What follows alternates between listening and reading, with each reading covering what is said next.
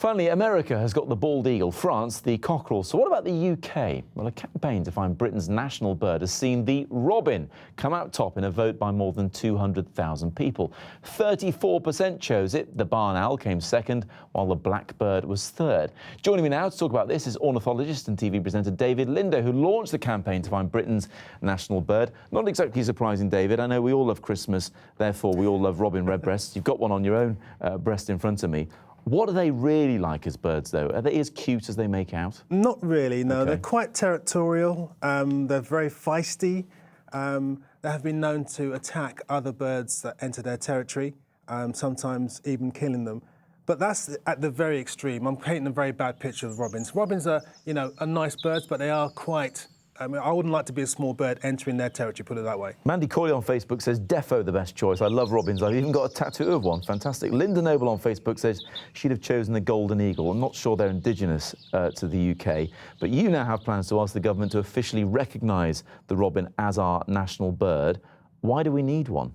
Well, we need a national bird for one main reason, and that is bird watching, or birding as I like to call it, which is much more of a contemporary way of saying it, emanated and first started in Britain. Secondly, we're renowned as a nation of animal lovers, yet you look around, there's so many different countries with national birds. I mean, America's had one since 1776. This is 2015, we've had one for one day. What about the pigeon, the common or garden pigeon that's on your hat there? You know what, pigeons are interesting birds. They are fantastic flying machines. They are quite beautiful birds to look at, actually, and unfortunately, the street pigeon, the one that we see walking around flying rats, as people call them. Yes, which I think is rather unfair. It's actually declining as a species in Britain. OK. So it's pretty sad. Stephen Dickens on Facebook, it should have been the raven, Tower of London and whatnot, he says, because there's an awful lot of myth and superstition surrounding ravens. Have they been given a bad press over the years? I think ravens, along with other members of the crow family, crows, carrion crows and magpies in particular, have been accused of things that they are clearly not guilty of. I mean, magpies, people turn around and say that they steal shiny objects. I've never met anyone in my life that has ever seen that happen. And do you think in choosing the top 10, people have gone for things that are physically beautiful because you've got the red kite in there, the barn owl, the kingfisher, which is just striking?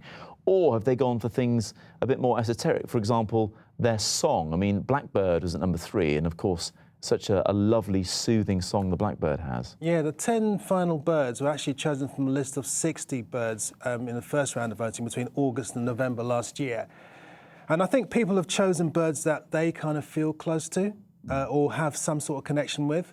So I was quite shocked that birds like cuckoos and turtle dove, who didn't make it. They all kind of have traditional values in terms of British lifestyle. Yeah. Yet they weren't even represented in the top 10 or even top 20. On that note, David, my own personal favourite, the guillemot.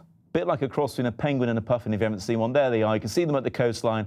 Fantastic bird. David, thanks very much indeed.